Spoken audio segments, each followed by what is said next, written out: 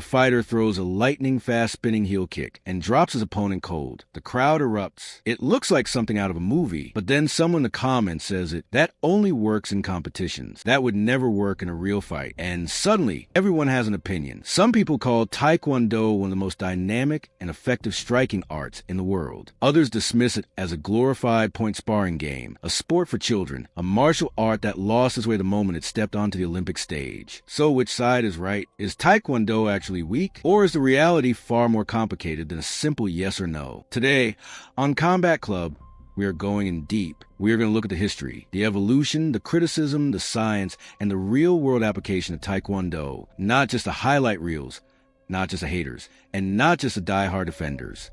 We are going to give you the full, unfiltered truth about one of the most debated martial arts on the planet. And by the end of this video, you will have a clear, honest picture of what Taekwondo is, what it has become, and what it can still be. To understand why Taekwondo gets so much criticism today, you have to go back to where it all started. And what you find at the beginning might surprise you. Taekwondo, as we know it, was formalized in South Korea during the 1950s. Korea had just emerged from Japanese occupation, and there was a strong national desire to develop a uniquely Korean fighting system. Several Korean masters, many of whom had trained in Japanese karate and Chinese martial arts, came together to create what would eventually become Taekwondo. The name itself was officially adopted in 1955, and it means, roughly translated, the way of the foot and fist. But here is what most people forget. The original system was built for combat. This was not a sport designed for trophies and tournaments. This was a system developed with the Korean military in mind. Soldiers needed to be able to fight effectively with or without weapons, in any scenario against any kind of opponent. The early curriculum was comprehensive. Students trained in powerful kicks, yes, but also in punches, elbows, open hand strikes, throws, takedowns, joint locks, and ground control. They trained in breaking techniques to develop raw power. They trained in forms called pumsi, which encoded practical fighting sequences into memorized patterns. And crucially, they trained in full contact sparring designed to prepare them for real violence, not points on a scoreboard. This early Taekwondo was, in essence, a complete fighting system. It was intense, physical, and deeply practical. But then, something happened that would change Taekwondo forever. Internal disagreements between different Korean martial arts organizations led to a major split. Various groups formed their own governing bodies, each with their own rules, their own teaching methods, and their own vision for what Taekwondo should become. The two most significant bodies that emerged were the World Taekwondo Federation, now simply called World Taekwondo, and the International Taekwondo Federation. These organizations took the art in different directions, and neither path looked exactly like what the original founders had envisioned. But the most transformative moment came in 1988, when Taekwondo was introduced as a demonstration sport at the Seoul Olympics. For any martial art, getting into the Olympics is considered the ultimate validation. It means global recognition, institutional funding, and millions of new practitioners around the world. So when Taekwondo was officially accepted as a full Olympic sport in the year 2000, it seemed like a triumph. And in many ways, the global growth was explosive. Academies opened everywhere. National programs launched. Millions of people, including children, teenagers, adults, began training. Taekwondo became one of the most widely practiced martial arts in the world, with over 80 million practitioners across more than 200 countries. But that same Olympic inclusion planted the seeds of the controversy that we are still debating today. Because the Olympics require standardized rules, and standardized rules require restrictions, and restrictions inevitably began to shape and then to limit what Taekwondo actually trained people to do. When you compete under Olympic Taekwondo rules, you score points primarily with kicks to the body and head.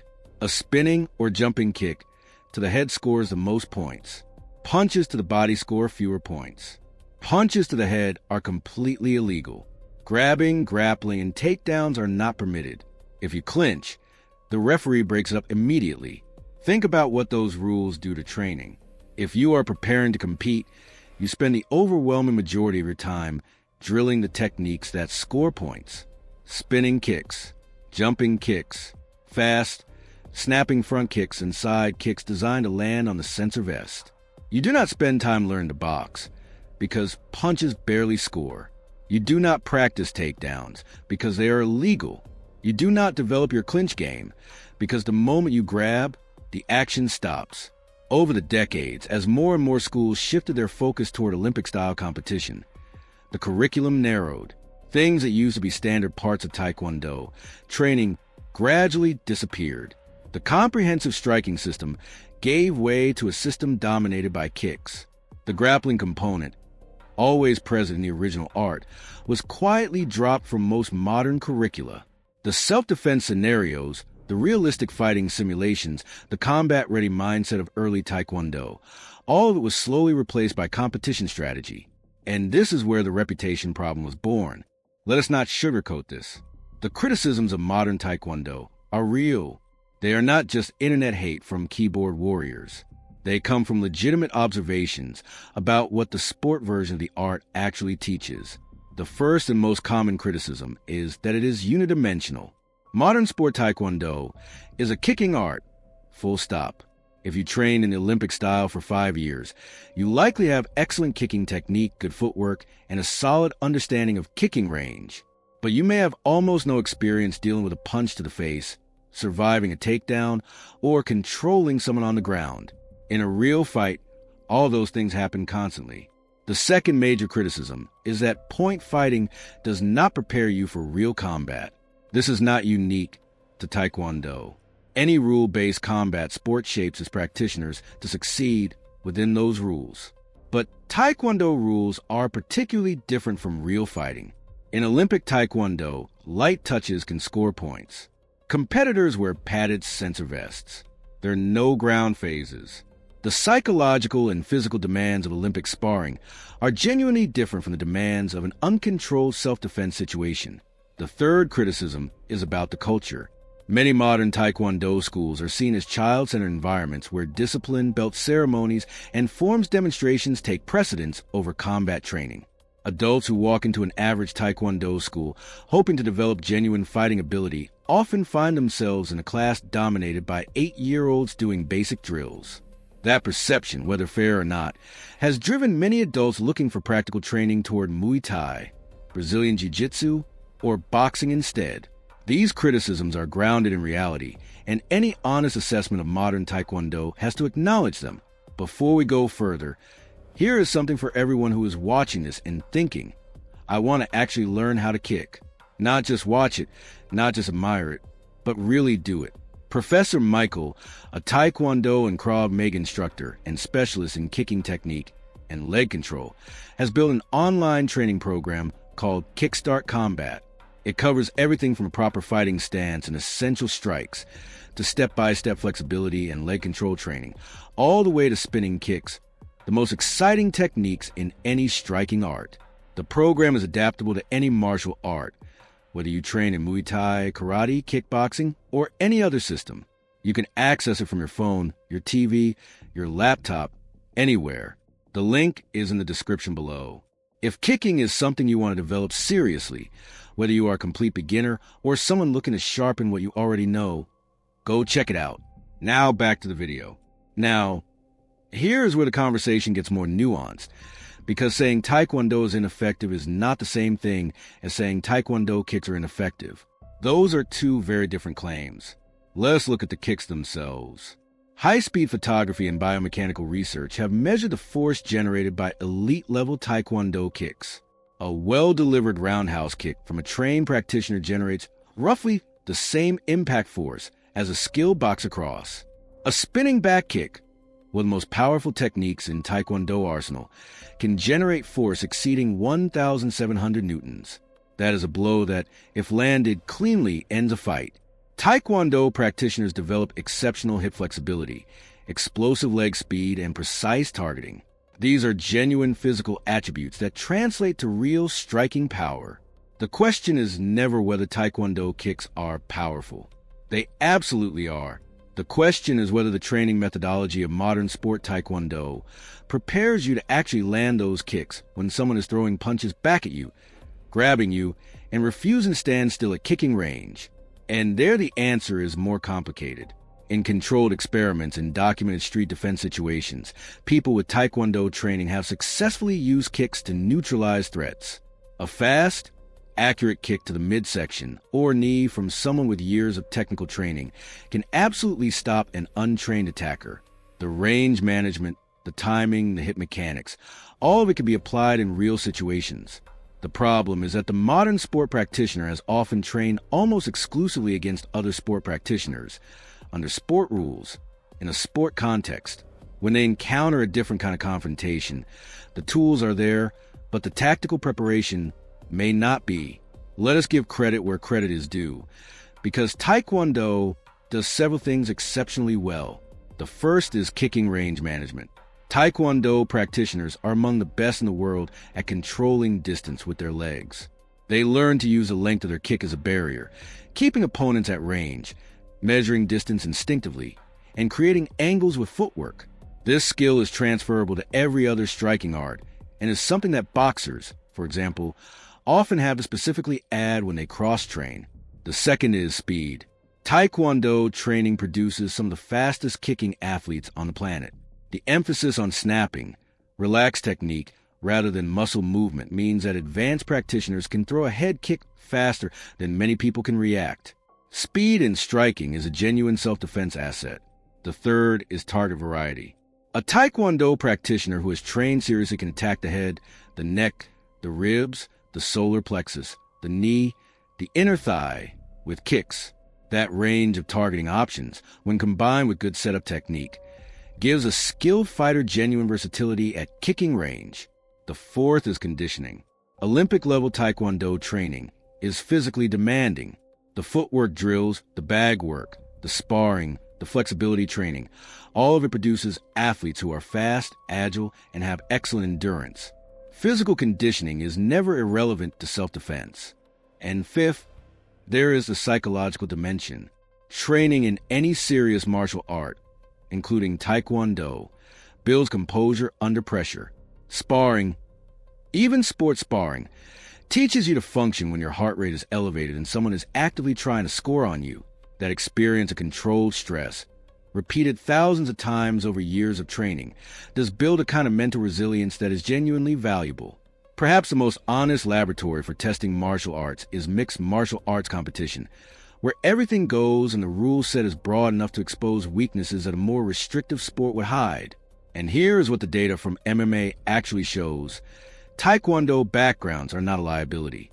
When they are supplemented with grappling and boxing, Taekwondo skills can be a significant asset. Look at Anthony Pettis, the former UFC lightweight champion, who famously ran up the cage and kicked Ben Henderson in the face to win a title. His Taekwondo-influenced movement and kicking creativity were central to his style. Look at Anderson Silva, widely considered one of the greatest MMA fighters in history, who incorporated TKD-influenced precision and timing into his legendary striking. Look at Yair Rodriguez, whose unconventional Taekwondo-based movement patterns had confused some of the best fighters in the world. Look at fighters like Bar Rutten, Mirko Cro Cop in his prime, and more recently Valentina Shevchenko, the former flyweight champion who trains extensively in kickboxing and Taekwondo. What these athletes all have in common is that they took the genuine strengths of their kicking backgrounds and added the elements that sport Taekwondo does not provide: grappling, defense against takedowns, striking in clinch range, and experience dealing with punches to face. The lesson from MMA is not that Taekwondo is weak. The lesson is that Taekwondo, like every single martial art in existence, is incomplete on its own. Jiu-jitsu alone is incomplete. Boxing alone is incomplete. Wrestling alone is incomplete. Every art has gaps. Taekwondo gaps are just particularly visible because they are so consistently the same gaps: the ground game and the boxing range. Throughout this conversation, it is essential to remember the distinction between traditional and modern Taekwondo, because they are genuinely different systems in practice. Traditional Taekwondo, as practiced in schools that prioritize the complete original curriculum, still includes many of the elements that the early masters developed. Practitioners learn to use all their limbs as weapons. They train in self-defense scenarios against realistic attacks. They drill throws, sweeps, and basic joint control. Their sparring is designed to prepare them for genuine combat situations, not just a score on a sensor vest. If you find one of these schools, and they do still exist, you are getting a fundamentally different product than what you find in the average franchise Taekwondo gym in a strip mall. Modern sport Taekwondo, again, is not without value. The kicking athleticism it develops is real. The physical conditioning is real. The psychological benefits of martial arts training are real, but it is a sport first, and judging it purely as a self-defense system or as a comprehensive fighting art, without acknowledging that context, is intellectually dishonest. The confusion between these two versions of the art is a significant source of the reputation problem. People encounter modern sport Taekwondo, form their opinion based on that experience, and then apply that opinion to the entire tradition. That is like tasting sparkling water and deciding you do not like water. Here's a question that gets to the heart of the debate. Can Taekwondo, as a mainstream art, evolve back to a more complete fighting system? Or is the Olympic sport identity now too entrenched to change? There are signs of evolution. Some Taekwondo organizations have begun reintroducing self-defense modules into their curricula. Cross-training has become far more common and socially accepted than it was 20 years ago.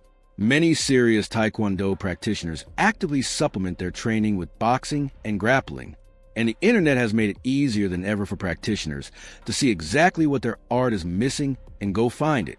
There is also a growing community of instructors, particularly those who train in the traditional system or who have extensive MMA backgrounds, who are building a new vision of Taekwondo. A vision that keeps the explosive kicking athleticism at the center, but adds back the striking and grappling dimensions that were present at the beginning. Whether that movement reaches the mainstream is uncertain. The Olympic pipeline is powerful, and it drives the curriculum in most schools. Tournament success is still the primary metric by which many programs measure themselves. But the conversation is happening, and that is a start. The answer is this: Taekwondo, as a set of physical skills and athletic principles, is not weak. The kicks are fast, powerful, and diverse. The footwork is sophisticated. The conditioning demands are serious. The techniques, when landed correctly, are genuinely capable of ending a confrontation. But modern sport Taekwondo, as a training methodology for real-world fighting or comprehensive self-defense, is incomplete. It has traded breadth for specificity. It has optimized for the scoreboard at the cost of the street. And because that sport version is what most people encounter when they walk into a Taekwondo school today, the gap between the art reputation and its potential is a real and legitimate problem. The practitioners who understand this, who use Taekwondo as their kicking foundation and then build a complete game around it, are genuinely formidable. History has proven that. The cage has proven that.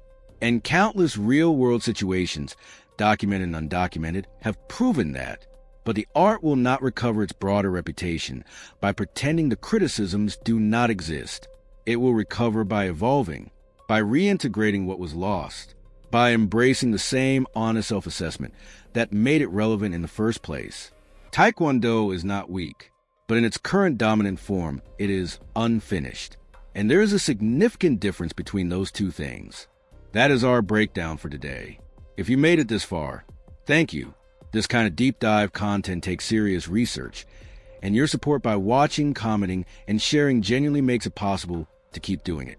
If you have an opinion on Taekwondo, whether you train it, hate it, swear by it, or you are somewhere in the middle, drop it in the comments below.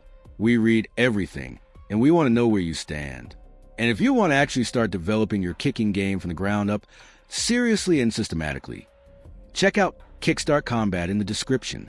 It is taught by Professor Michael, a Taekwondo and Krav Maga instructor with over a decade of experience, and it is built to give you real technique, real flexibility, and real results no matter what martial art you train in. Like this video, if it gave you something to think about, subscribe to Combat Club so you do not miss what is coming next. And until next time, keep training, keep questioning, and keep fighting forward.